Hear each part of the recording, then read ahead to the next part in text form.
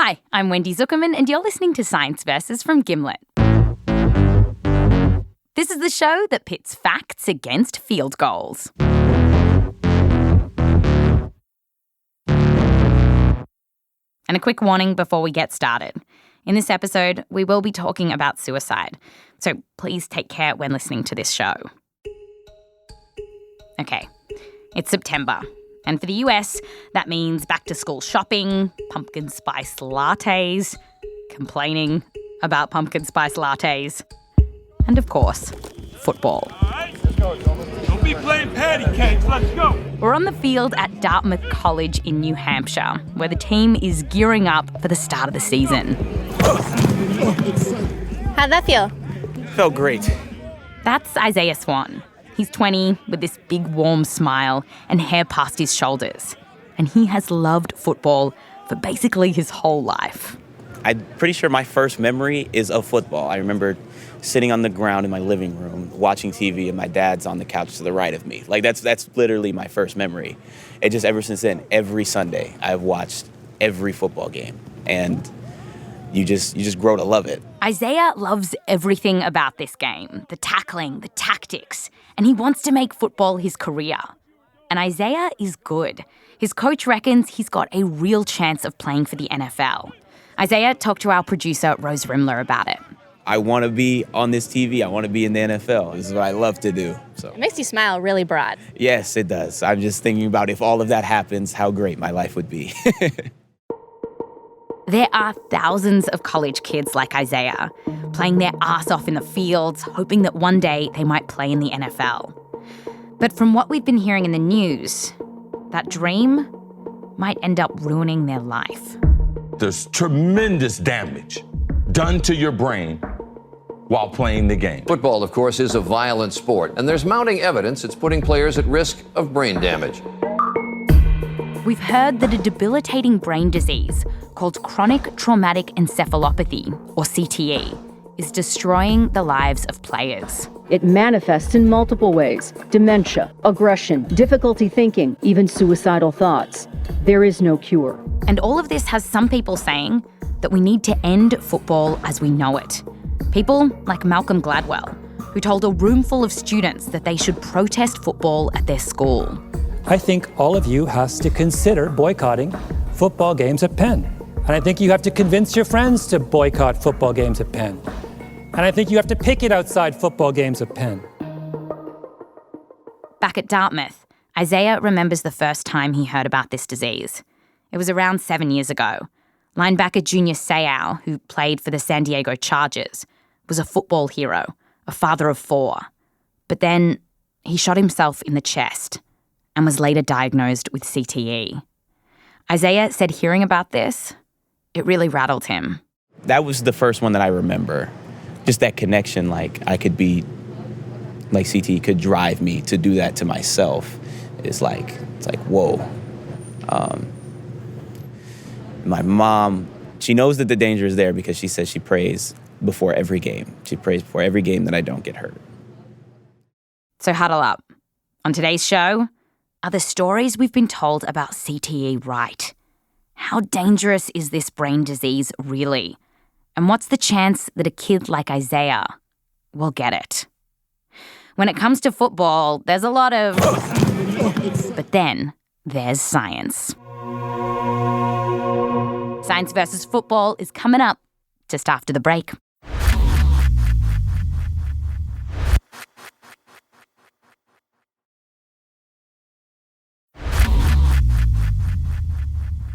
Welcome back. On today's show, football. How dangerous is it? There have been a lot of news reports lately saying that football players are getting this scary brain disease called CTE, caused by hits to the head. We're hearing it can lead to memory loss, depression, and even suicide. But it turns out that everything about this disease is more complicated than we've been told. Even just finding out if someone has it turns out to be really tricky. To find out more, we sent our producer Rose Rimler to the University of Texas Health in San Antonio. And she's here to meet neuroscientist Dr. Kevin Bieniek. Pleasure. Nice to meet you. So nice to meet you. Rose takes it from here. All right, let's to the lab. All right, let's go for a walk. Kevin is the director of a brain bank, and he has a bunch of brains with CTE. At first, when I walked into his lab, I was a little disappointed. There were no brains floating in glass jars. But then Kevin opened up this massive freezer. Our -80 freezer is where we have all of our frozen material. It's just like full of Tupperwares of brain. Yep, so we've got this. The reason Kevin collects brains is that when it comes to CTE, right now scientists can't diagnose this disease in living people. They can only find out if someone has CTE by opening up their skull, cutting out their brain, and slicing it up. So we slice it up. And what they're looking for are globs of protein called tau tangles. Scientists are pretty sure these tau tangles interfere with how our brain cells communicate. Tau does impair the neuron's ability. But here's the rub. Tau tangles don't just show up in people with CTE. You can also find them in other diseases, and many of us get them as we get older. To a certain extent, tau tangles seem to be a natural part of aging. So when Kevin slices open a brain, he has to figure out what's normal and what's damaged from playing football. And I, kind of scratched my head a little, and then I And he showed me a couple of brain slices. I've got my microscope set up here. First, he whipped out a glass slide with a sliver of brain from an elderly woman, someone who had never played football. And Kevin pointed out these little brown blobs. Those are tau tangles. Right off the bat, we can see a little bit of brown here and there. Little flecks of brown. Yeah, so we've got tau in that cell body around the nucleus, building up and looking really kind of brown and chunky. They show up brown because of chemicals that Kevin uses to stain the brain. So, that's a non-football player, a little bit of tau. After this, Kevin showed me a brain sample from a former football player. And now you start to see clusters of tangles. And as we get further down, we get closer to the bottom. All of a sudden, there's this hot spot, what we call epicenters of tau. So this is CTE right here, these brown tangles. CTE. That's what defined CTE. It's these epicenters of tau that are the problem. In CTE, they're found in the brain's grooves. So you know how the brain kind of looks like a big walnut? The tau in CTE is found in the folds of the walnut. To some extent, it's all about the pattern in this disease. It's tau in specific cell types and in a specific location that kind of sets this disease apart. This was actually controversial for a number of years, with scientists squabbling over what was unique to football players and what was something else. It was only a few years ago that a group, including Kevin, got together to nail down that this pattern is different from aging and different from any other disease. And scientists think that the tangles are created in these spots when people get hit in the head over and over again. Because we also see the CTE pattern in people who get blasted off their feet in the military and in other athletes, like boxers and rugby players and hockey players. It's not that football specifically leads to CTE. It's not that hockey specifically leads to CTE. It's that within these sports, you can experience head trauma to some extent. When we find a brain and it's got this signature and we look back on their life, the kind of common underlying thread is that they got hit in the head a lot. And we don't know how many hits to the head it takes to get CTE, but we do know that football players can get a lot of them. In one study that put sensors in the helmets of college football players, a lot of the players got hundreds of hits to the head over a season. Okay, I'm going to punt this to Wendy. Hut, hike. Thanks. So, playing football can leave a mark on your brain, stamping it with these weird tangles. The next question we're tackling head on is how common is this? Like when you look at your favorite team on the field, how many players will get CTE? Because it feels like every time we turn around, there's CTE in the brain of another footballer.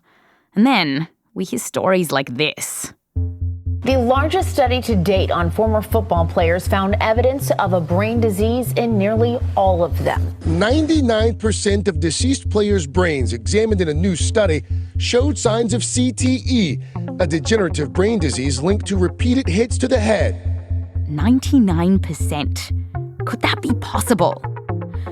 Well, this number comes from one study out of Boston University, which analysed the brains of 111 NFL players, and it found CTE in 110 of them. So that's actually a little more than 99%. does this mean that basically all players will eventually get CTE?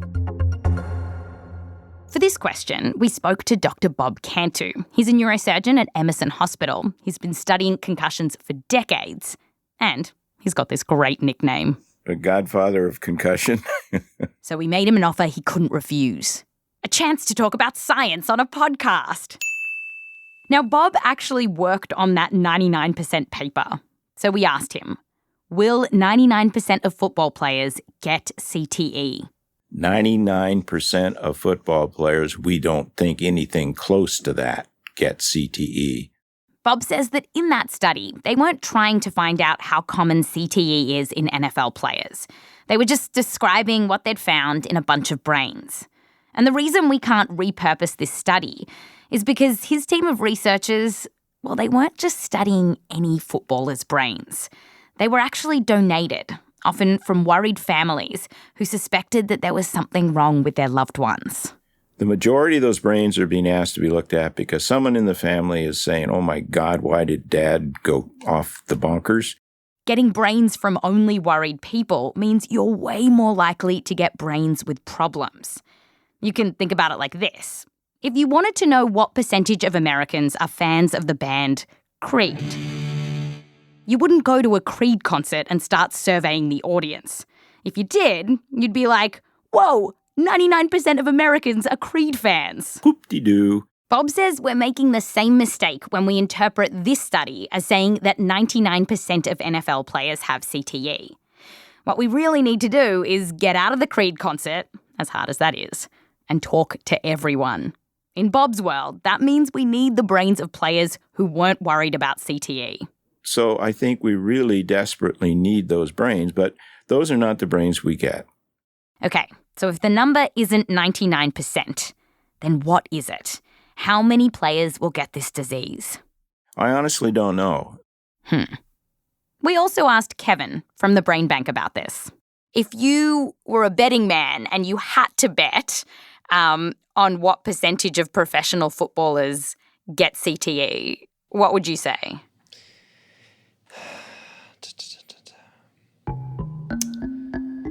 Well, I don't think, even being a betting man, I can't even say I would be taking an educated bet. I really don't know.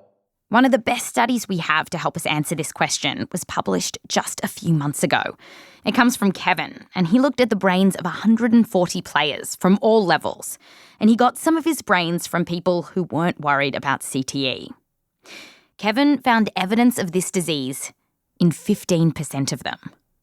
15%. And the longer people played football for, the more likely they were to have it.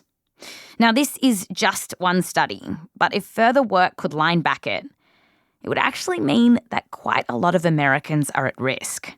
Here's Bob again.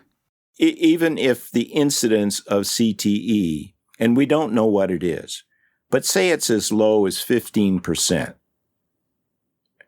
that is a huge public health problem because so many play football. After the break, what happens to those who do get CTE? We've heard that it can send someone into a spiral, possibly ending in suicide. Could some tangles in the brain do all that?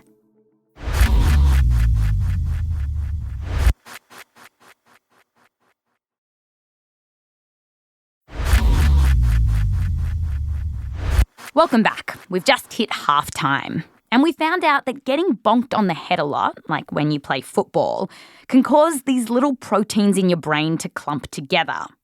Our next question is, what do they do once they're there? In the press, we keep hearing these reports of football players who were once happy and healthy falling into a deep depression and then killing themselves. The Super Bowl winning safety Dave Durson took his own life. Helinski's brain showed signs of CTE. Junior Seau, 10-time All-Pro linebacker over a 20-year career, but his medical exam has just concluded it was the injury we couldn't see that led to his untimely demise. So is this true? Can CTE make you depressed and kill yourself? Well, Kevin Bieniek, our brain lab guy, told us that one reason this might be true is because in CTE, those tau tangles pop up in this part of your brain, which is known to be important for how we think and how we control our impulses. A lot of these individuals, you'll see symptoms that kind of mirror this, where you get behavioral issues. These people might change. They might become more aggressive, more explosive, more violent, and their decision-making is impaired. But this doesn't mean that having CTE is a one-way ticket to destruction.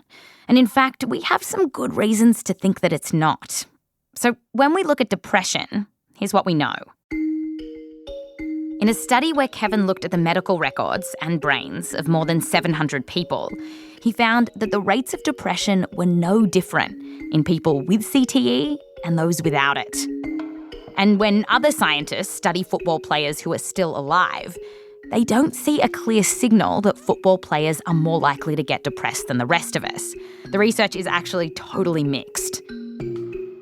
So one interpretation of the evidence we have so far is that often people with CTE actually don't get depressed. And on the question of suicide, we ask Kev, can CTE make you suicidal? It's a very widely debated area in the field. I can't look at a brain and say, oh, they've got a tangle here in this region, they're going to commit suicide. I don't know if CT makes you do anything. And from the evidence we have, it's rare for NFL players to kill themselves.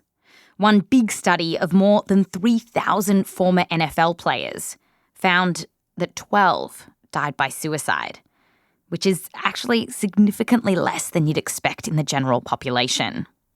Kevin's work also couldn't find evidence that CTE made people kill themselves. We did not see higher rates of suicide in our cases with CTE pathology compared to those that did not. So from the data that I've studied and looked at, I haven't seen those relationships.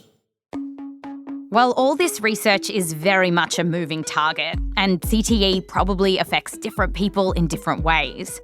What we know so far suggests that, on the average, this disease might not be as horrifying as we've been hearing, which is why some scientists want us to pump the brakes on how we talk about CTE. Because they're saying that it's very possible that when a football player does get depressed, or maybe has suicidal thoughts, it could have nothing to do with this disease. If a football player, when he retires, gets any kind of symptoms, the first thought is a CTE. It's just not right. This is Dr. Ira Casson, a neurologist who's worked with NFL players. And he says that, like a lot of us, players can get depressed for all kinds of reasons. Of course they get depressed. There's a lot of reasons to get depressed. Look how common depression is in this country. Ira says all this jumping to conclusions might be causing another problem. Football players who need help might not get it because they think that their depression and suicidal thoughts are caused by an incurable brain disease. I mean, imagine you used to play football. Now you start feeling crappy, having these horrible thoughts. You've seen all these news reports about CTE, and you think, oh no.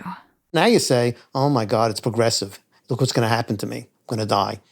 Then, at the end of the day, it could have been treated and got better. Now, Ira is a bit of an infamous character in this field. So for a long time, he questioned the link between football and CTE.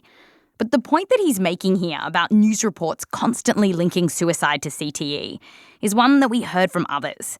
In fact, earlier this year, more than 60 doctors and scientists wrote an open letter in Lancet Neurology, calling for the media to chill out on the way they talk about CTE's symptoms. So we don't have good evidence that playing football, on average, increases someone's risk of depression and suicide. But where we do have some evidence that something is rotten in the state of football is when it comes to dementia. Some footballers are getting it when they're young. A survey of more than 1,000 retired NFL players found that almost 2% of the players in their 30s and 40s said they had been diagnosed with dementia. That is almost 20 times higher than you'd expect in the general population. Other work has found that footballers are more likely to forget things or have trouble thinking clearly. Here's Bob again. Can't remember what you had for dinner last night. Can't remember where you left your car keys. Can't go to the store without a list of what you want to buy. The fact that we're seeing these memory issues could be the canary in the coal mine when it comes to CTE. But the truth is, we're just really starting to scratch the surface on what this disease can do and what it can't. And Kevin says that makes sense when you think about how new this field is. Other neurodegenerative diseases have been studied for, over 100 years. CTE, we're only looking at, really thoroughly the last 10 years. So, I feel like, the questions that we're still asking are still very basic. So when it comes to football, how worried should we be? Well, some of the hype about CTE has run ahead of the science. Basically, all we know at this point is that a bunch of people who take a lot of hits to the head get this weird clump of tangles in their brain. But we don't know exactly what those tangles will do just yet. And we may not know for decades. So what do we do in the meantime? Well, everyone who studies this told us that we know enough to make some changes on the field, to cut down the number of hits to the head that players might get. And some of those changes have already been made by the NFL. Kevin is on board with all of that. He thinks it's the way to go. But in a perfect world, he might take it even further. So, Kevin, if we made you like Lord of the NFL, would you cancel football? Is it only cancel or not cancel? Do I have any other options? Like, can I turn it into Professional Flag Football League Association or? Yeah, you're allowed. Yeah, you're allowed. Okay, yeah, I'd probably do that then. Just make everybody run around with flags. While even flag football isn't risk-free, in Kevin's league, players get helmets and no head bashing allowed at all. I hope everybody can enjoy watching professional flag football teams. I'm thinking like different colored flags, different lengths, attached to different places. We can go all out. More elaborate halftime performances. There's no end. I think this will be a huge industry.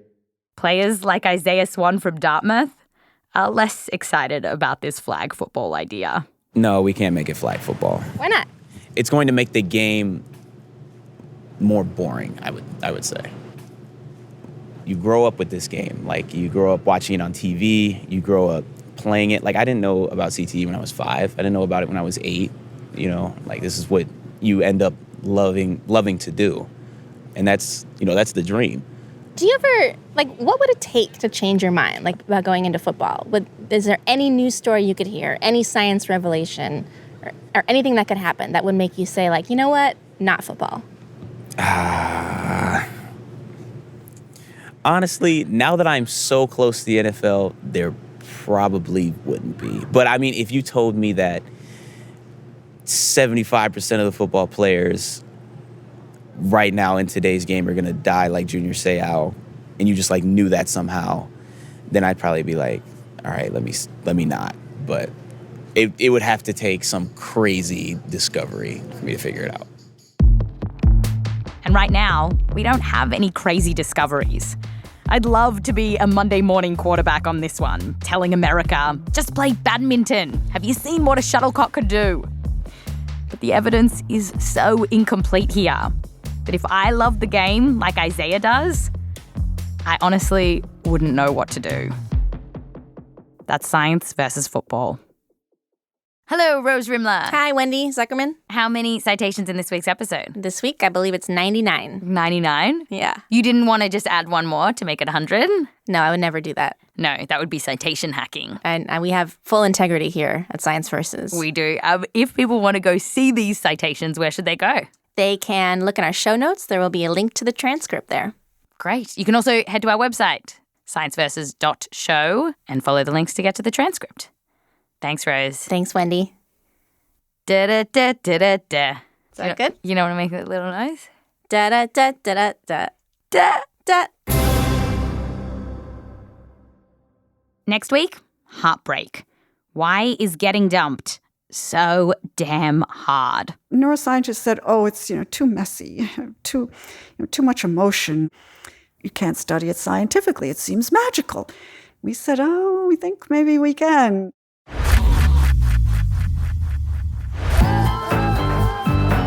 This episode was produced by Rose Rimler with help from me, Wendy Zukerman, along with Meryl Horn and Lexi Krupp. Our senior producer is Caitlin Sawrey. We're edited by Caitlin Kenney. Fact-checking by Michelle Harris. Mix and sound design by Peter Leonard. Music written by Peter Leonard, Emma Munger, and Bobby Lord. Recording assistance from Dennis Mailer. A big thank you to Professor Adam Finkel, Professor Rudy Castellani, Assistant Professor Robert Lynall, Dr. Eckhard Mandelkow, David Chalmers, Buddy Teevens, and many, many more. A special thanks to Jim Grau, the Zukerman family, and Joseph Lavelle Wilson. I'm Wendy Zukerman. Back to you next time.